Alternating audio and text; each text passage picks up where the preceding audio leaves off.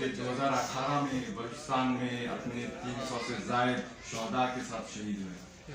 आज का जो मुद्दा है, जो मेरा आप लोगों से खिताब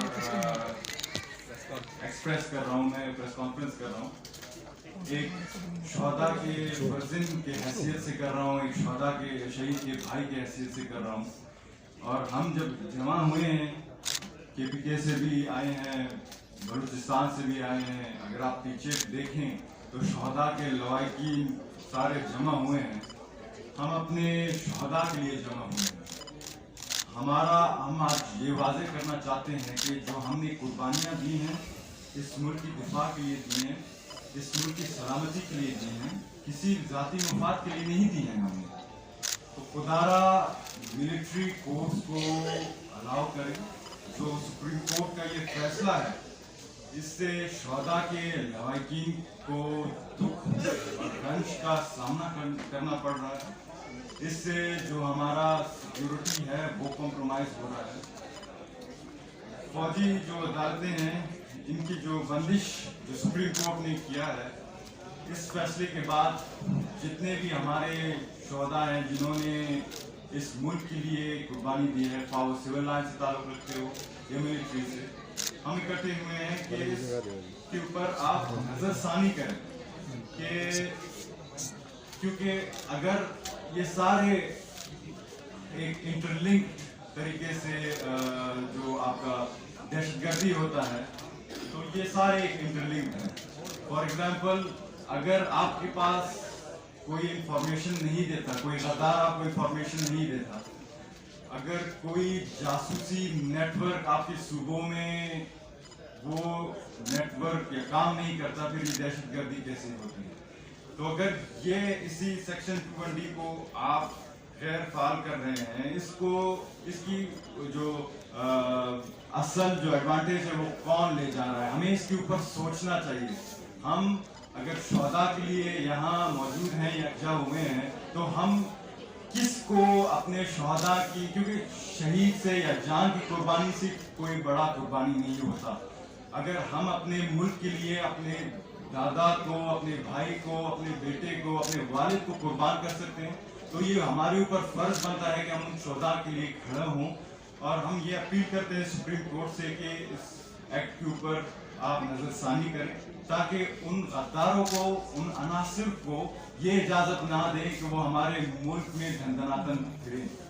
मैं क्योंकि एक शहीद के फैमिली से ताल्लुक़ रखता हूँ, तो हम कभी भी ये इजाज़त नहीं देंगे किसी को भी कि वो हमारे शहदा के खून के साथ खेले। हम इंसाफ चाहते हैं और हम मायूस हैं कि आज ये हमें इस एक्ट का सामना करना पड़ रहा है। थोड़ा सा मैं बताता चलूं कि जैसे मेरे भाई ने अर्ज़ किया कि कुलभूषण यादव का जो केस था वो भी थोड़ा वर्नरेबल हो गया है। तो किस वजह से वर्नरेबल हो गया है? और इस एक्ट को जो अनाउंस किया गया है, इसकी वजह से भारत ने इसको सोशल मीडिया पर उठाया कि पाकिस्तान के खुद के सुप्रीम कोर्ट ने इसको अनाउंस किया है, तो उन्होंने एक हमारे लिए एक बड़ा सा इसके ऊपर तवज्जो दे रहे हैं। तो कुलभूषण यादव वो बंदा है जो कि बलूचिस्तान में उसने ऑपरेशंस कराए हैं। मेरे वालिद की शहादत में उसका और उसके नेटवर्क का हाथ था। फिर मैं किसको पकड़ूं? क्या मैं चीफ जस्टिस ऑफ पाकिस्तान को पकड़ूं? क्या मैं सुप्रीम कोर्ट ऑफ पाकिस्तान को पकड़ूं? मैं किसको पकड़ूं? हम अपने शहदा के लिए किसकी तरफ जाएं? एक और बात मैं वाज़ेह करना चाहता हूं कि जैसे आप सबको पता है कि पाकिस्तान के लॉ एंड ऑर्डर की सिचुएशन है।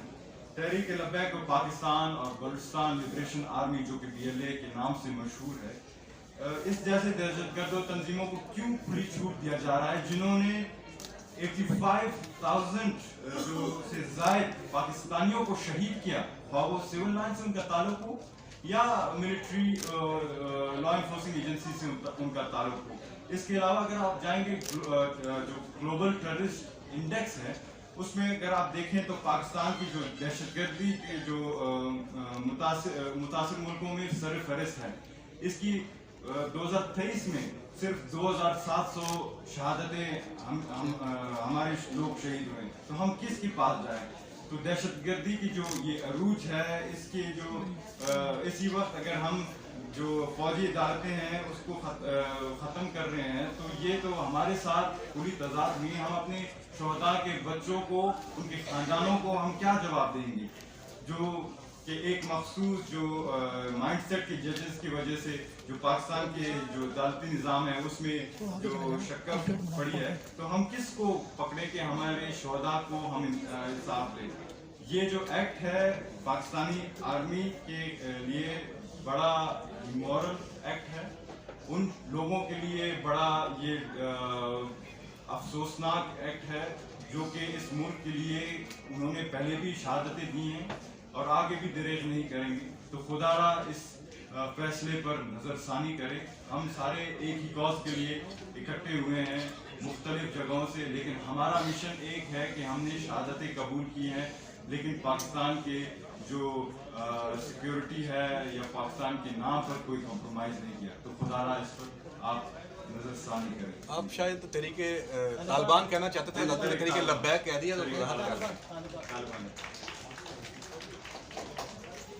السلام علیکم، میرا نام فوزیہ ہے اور میں گلگت بلتستان کرتو سے تعلق رکھتی ہوں. میرے فادر 31/1999 میں شہید ہوئے ہیں. تو آج یہاں پہ آنے کا مقصد ہے کہ میں اپنی آواز بلند کرنا چاہتی ہوں جہاں تک میری آواز جا سکتی ہے، کہ جو ملٹری کوڈ ہے اس کو دوبارہ بحال کیا جائے، کیونکہ یہ ہم سب کی آواز ہے.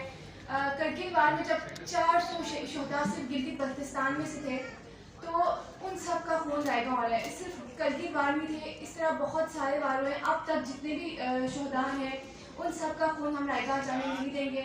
ہم اپنی آواز بلند کریں گے. ایک شہید کی بیٹی ہونے کے ناطے میں اپنی آواز بلند کروں گی کہ یہ ایک ریکویسٹ ہے کہ جو آرمی کوڈ ہے اس کو دوبارہ بحال کیا جائے. Thank you.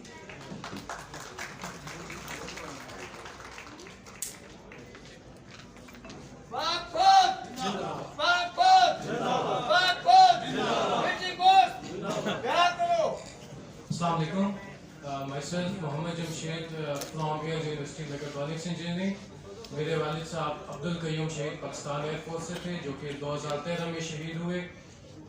میں آپ لوگوں سے کوئی اس طرح ایک فارمل ڈسکشن نہیں، میں آپ لوگوں سے اپنے دل کی چند باتیں شیئر کروں گا کہ جب سے ہمیں اس افسوسناک واقعہ جس کو اگر ثانیہ قرار دیا جائے تو کم نہیں ہے، جو کہ سپریم کورٹ نے اور ان کے ججز نے ہمارے سامنے رکھا.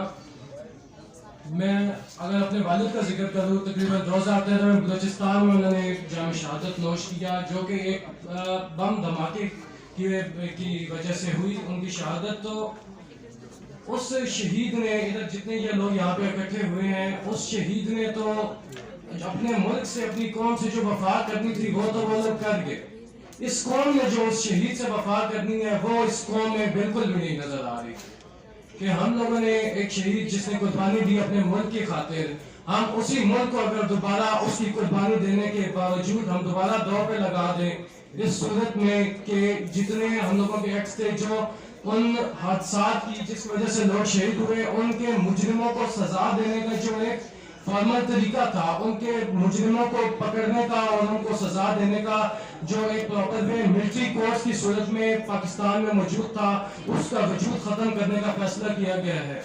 یہ چیز مترادف ہے بالکل اس کے کہ جو لوگ ان حملوں میں یا ان واقعات میں ملوث تھے، مجرم تھے، ان لوگوں کو کھلی چھوٹ دے دی گئی ہے کہ اب ان کو کوئی ملک میں پوچھنے والا نہیں ہے.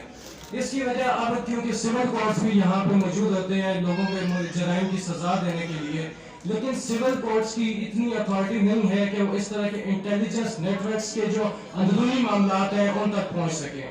میں یہاں پہ موجود ہوں، چکوال شہر سے میرا تعلق ہے، اور چکوال کے جتنے بھی شہداء ہیں انکلوڈنگ یہ سارا فورم جو یہاں پہ پورے پاکستان کے شہداء کو یہاں پہ ریپریزنٹ کر رہے ہیں، شہداء کی لواحقین کو، کہ ابھی یہاں پہ جتنے لوگ موجود ہیں آپ لوگوں کے بیک سائڈ میں سارے شہداء کے لواحقین بیٹھے ہیں. آپ لوگوں میں سے جو لوگ اگر ایک عام انسان چلا جائے آپ کی زندگی سے تو آپ کو اس دکھ کا اندازہ ہوگا. ہر ایک کی زندگی میں لوگ پیدا ہوتے ہیں، فوت ہوتے ہیں، یہ سسٹم چل رہے ہیں، دنیا میں چل رہا ہے، قدرت کا نظام ہے.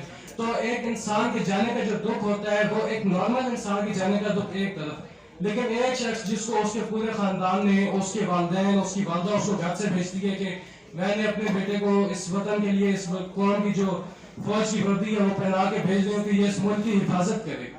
اگر وہ اس کا لال جو ہے وہاں شہید ہو جائے, اس ملک کے لیے اپنی قربانی دے دے, اور بعد میں اس ملک کی عوام اس کے اس دیے گئے خون کی قدر نہ کرے, تو آپ اندازہ کریں اس شہید کی ماں پہ کیا گزرے گی.